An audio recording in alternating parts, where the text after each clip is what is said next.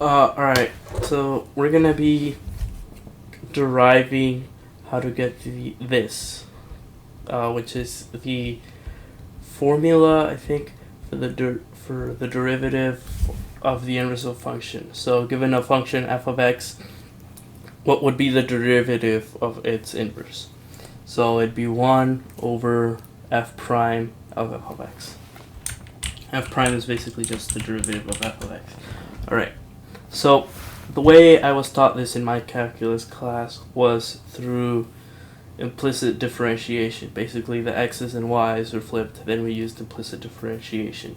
Now it wasn't really so much to show how to get that, but it was really more useful for how implicit differentiation worked. Alright, but it required a lot of algebra. Well, not that much, but it required algebra, and it wasn't really all that intuitive. So today I'm going to show you a more intuitive manner that I found, or that I came up with. And I always had this in my head, and I decided I might as well just make a video about it now. So all you really need to know is how taking inverses work, what slopes, tangent lines, and how the relationship to the derivative is, what the relationship to the derivative is. So I'm going to be explaining those really quickly. Let's first start off with taking an inverse. So let's say this is an xy plane, and this is our function.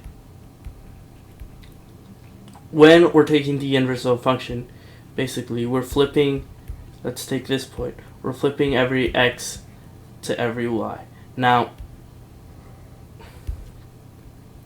so every y becomes an x, and every x becomes a y. Now this isn't a function, but because it has, two lines right here. But the basic idea, you can get the basic idea just by looking at how this works. You're essentially just mirroring it across this line. Alright, so now that we know that, what is a tangent line? So a tangent line is, if we take a point here, we want to get a line that that only touches that point and not really anything else in the function. I think they say it kisses that point. Of course,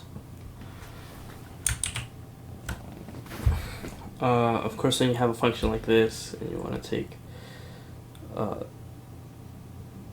you want to take this point, it's gonna cross it. But you can get a basic feel for how that works. Like, essentially you have a line and you can roll it on that function. That's the way I like to think of it. And the derivative is basically taking the slope of all those tangent lines and mapping them to the x as a function. So if we have x squared, its derivative at every point would be 2x. Alright, so this is how Alright, so now that we got that down, let's take what would be the inverse of that slope. So let's say we have a line here, and this will be a very small line, but I'm making it large for a reason. Because when you have a function, basically you have two little tiny, they say infinitely small, but I don't really like to say infinitely small. It's just really small, or arbitrarily small. We have these 2 points. So, and we're doing dy over dx because that's the difference between those 2 points. And and that's the slope. All right. So let's go back to the slope. If we wanna know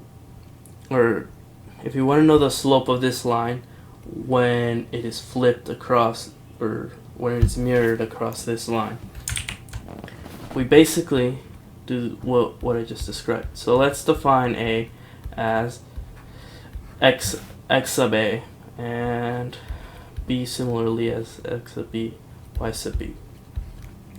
If we're taking the slope, we're doing rise over run.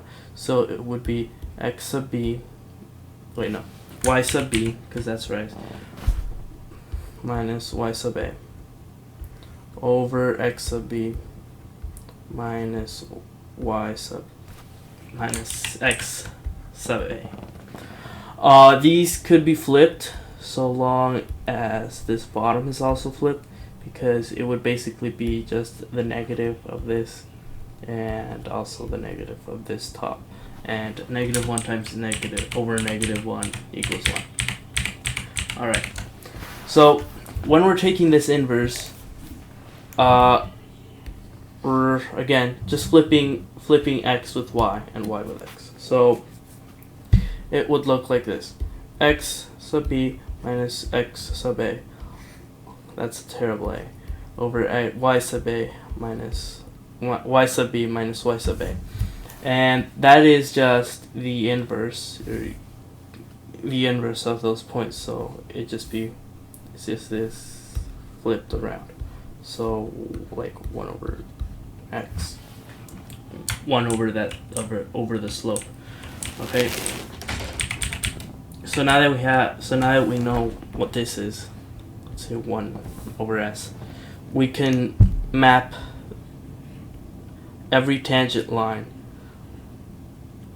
with this inverse function. So again, let's have this be our inverse function and this be our original function.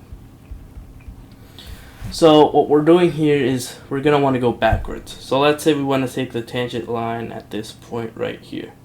And let's define this point as x and f on the value of f -1x. That looks more like a 4 than a -1. Alright. And this is how this point is defined. What we want to find is that same point but on the original function. So basically we want I don't know how to explain this, but we want to flip it again. We want to flip it again through this line, because we can get the derivative of this function. Okay, so when we flip it, we're basically doing